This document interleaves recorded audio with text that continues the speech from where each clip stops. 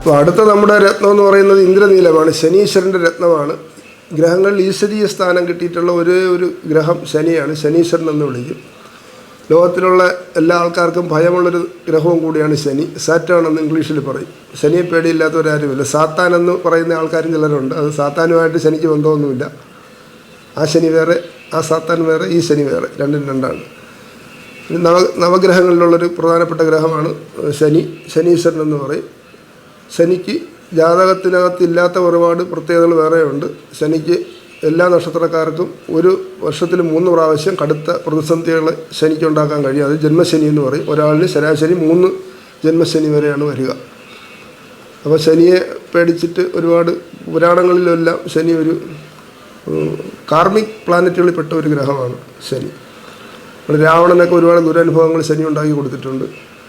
ഹനുമാനും ഗണപതിയും മാത്രമാണ് ശനിയുടെ പിടിയിൽ നിന്ന് രക്ഷപ്പെട്ടു പോയതായിട്ട് പറയപ്പെടുന്ന പുരാണ കഥാപാത്രങ്ങൾ, അല്ലെങ്കിൽ പുരാണത്തിലെ ദേവന്മാരെന്ന് പറയുന്നത്. അപ്പോൾ അത് ശിവനെ വരെ ശനി ആക്രമിച്ചിട്ടുണ്ടെന്നാണ് പറയപ്പെടുന്നത്. അപ്പോൾ ശനി ജാതകപ്രകാരം അനുയോജ്യനാണെങ്കിൽ അയാളുടെ ആയുസ്സിനും അയാളുടെ സ്വത്തുവകകൾക്കും എല്ലാം വളരെ കാലം നിലനിൽക്കും. ശനി പതുക്കെ പതുക്കെ ഗുണങ്ങൾ ചെയ്യുള്ളെങ്കിലും വളരെയധികം കാലം ആ ഗുണങ്ങൾ നിലനിൽക്കും. നമ്മുടെ പല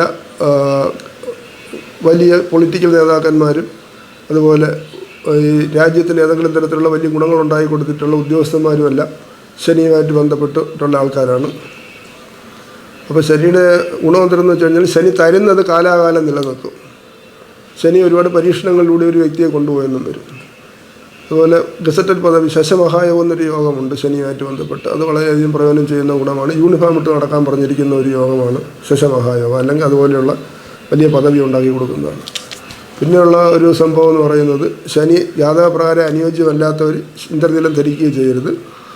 ഇപ്പോൾ ശനിയുടെ ഏറ്റവും വലിയ ഗുണം ആയുസ്സുമായിട്ട് ബന്ധപ്പെട്ട് ശനിക്ക് വലിയ കാര്യങ്ങളുണ്ട്. ഒരാളുടെ ആയുസ് നിയന്ത്രിക്കുന്നതിൽ പ്രധാനപ്പെട്ട പങ്ക് ശനിക്കുണ്ടെന്നാണ് പറയപ്പെടുന്നത്. അതുപോലെ അനുഭവത്തിലും അങ്ങനെയാണ്. വേറെ ഏത് രാശിയിൽ ഗ്രഹങ്ങൾ നിന്നാലും അത് ദോഷം ചെയ്യും. പക്ഷേ ശനി 8ാമത്തെ രാശിയിൽ മറ്റേത് ഗ്രഹം നിന്നാലും അത് ദോഷമാണ്. പക്ഷേ ശനി 8 നിന്ന് ആയുസ് വർദ്ധിക്കും. അങ്ങനെ ഒരു കാര്യമുണ്ട്. എല്ലാ ഗ്രഹങ്ങൾക്കും നേരെ വിപരീതമായിട്ടാണ് ശനിയുടെ പ്രവർത്തനം എന്നാണ് പറയപ്പെടുന്നത്. അനുഭവത്തിലും അങ്ങനെയാണ്. അപ്പോൾ ഈ 7ാണ്ട ശനി, കണ്ടകശനി അങ്ങനെയുള്ള ശനികളുടെ ദോഷം മാറാനൊന്നും ഇന്ദ്രനീലം ധരിക്കാൻ പറ്റത്തില്ല. ശനിയുടെ രത്നം എന്ന് പറയുന്നത് ഇന്ദ്രനീലമാണ്. അപ്പോൾ ലൈറ്റ് കളറുള്ളതുണ്ട്, ഡാർക്ക് കളറുള്ളതുണ്ട്, പല ടൈപ്പിലുള്ള ഇന്ദ്രനീലങ്ങളുണ്ട്. പല രാജ്യങ്ങളുമായിട്ട് ബന്ധപ്പെട്ട ഇന്ദ്രനീലങ്ങളുണ്ട്. അതിൽ ഏറ്റവും കൂടുതൽ പ്രയോജനമുള്ള ഇന്ദ്രനീലമായിട്ട് കണക്കാക്കുന്നത് ശ്രീലങ്കൻ ഇന്ദ്രനീലങ്ങളും ബർമ്മ ഇന്ദ്രനീലങ്ങളുമാണ്.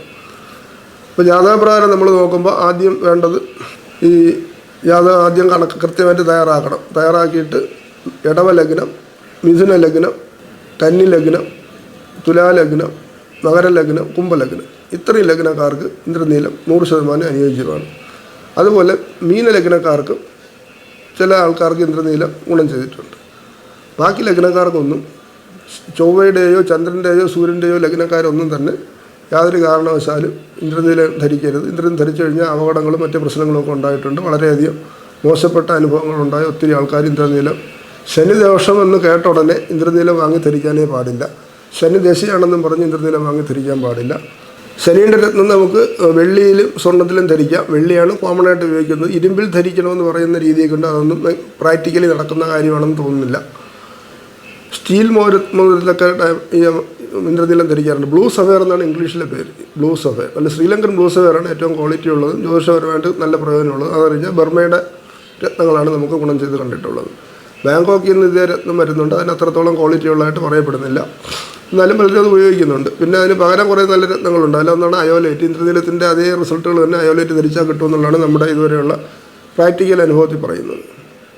അപ്പോൾ അത് ഇട്ട് കഴിഞ്ഞാൽ ജാതകത്തിൽ ശനിയുടെ ദോഷങ്ങൾ കുറയും, കുറേ കൂടെ മൂവ്മെൻറ്റ് കിട്ടും. മന്ദത, മന്ദത, അലസത എന്നിവയാണ് ശനിയുടെ പ്രധാനപ്പെട്ട മുഖമുദ്ര.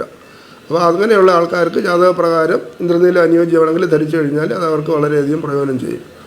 ഇന്ദ്രനീലം ധരിക്കാനുള്ള ദിവസം എന്ന് പറയുന്നത് ശനിയാഴ്ചയാണ്. ശനിയാഴ്ച രാവിലെ 6:45, 7:15 ഇന്ദ്രനീലം ആദ്യമായിട്ട് ധരിച്ചു തുടങ്ങുക. ഇന്ദ്രനീലം ധരിക്കുന്നത് കൊണ്ട് ജാതകത്തിൽ ഒരുപാട് ശനിയുമായിട്ട് ബന്ധപ്പെട്ട ദോഷങ്ങൾ കുറയും. ശാസ്താവിൻ്റെ അനുഗ്രഹം ലഭിക്കുമെന്ന് പറയുന്ന രീതികളൊക്കെ ഉണ്ട്. അപ്പോൾ അത് ജാതകം നോക്കി വളരെ കൃത്യമായിട്ട് മനസ്സിലാക്കിയതിന് ശേഷം ധരിച്ചു കഴിഞ്ഞാൽ ശനിദോഷം, ശനിയുടെ ദശാകാലത്ത് അനുയോജ്യരായിട്ടുള്ള ആളാണെങ്കിൽ ശനിയുടെ ദശാദോഷം കൊണ്ടുണ്ടാകുന്ന കുഴപ്പങ്ങൾ, അത്തരത്തിലുള്ള മാനസിക സംഘർഷങ്ങൾ, പ്രശ്നങ്ങൾ, ഏറ്റുമുട്ടലുകൾ ഇതൊക്കെ ഒഴിവാക്കാനുള്ള വഴിയുണ്ടാകും. കേസ് വഴക്കുകളിൽ വിജയമുണ്ടായിട്ടുള്ള ഒരുപാട് ആൾക്കാരുണ്ട് ഇന്ദ്രനീലം ധരിച്ചതിന് ശേഷം. അനുയോജ്യമായിട്ടുള്ള ഇന്ദ്രനീലം ധരിച്ചതിന് ശേഷം കേസ് വഴക്കുകളിലൊക്കെ വിജയിച്ച ഒരുപാട് ആൾക്കാരുണ്ട് നമുക്ക്. ഇന്ദ്രനീലം ജാതകപ്രകാരം അനുയോജ്യമാണെങ്കിൽ ധരിക്കുക. ശനിയാഴ്ച രാവിലെ 6:45 7:15 ഇന്ദ്രനീലം മോതിരം ആദ്യമായിട്ട് ധരിക്കുക. വെള്ളിയിലും സ്വർണ്ണത്തിലുമാണ് പൊതുവെ ധരിക്കുന്നത്. നടുവിരലാണ് ശനിയുടെ വിരൽ. ഹസ്തരേഖാശാസ്ത്രത്തിൽ നടുവിരലാണ് ശനിയുമായിട്ട് ബന്ധപ്പെട്ടത്. അത് ധരിച്ചു നോക്കുക. ഓക്കെ.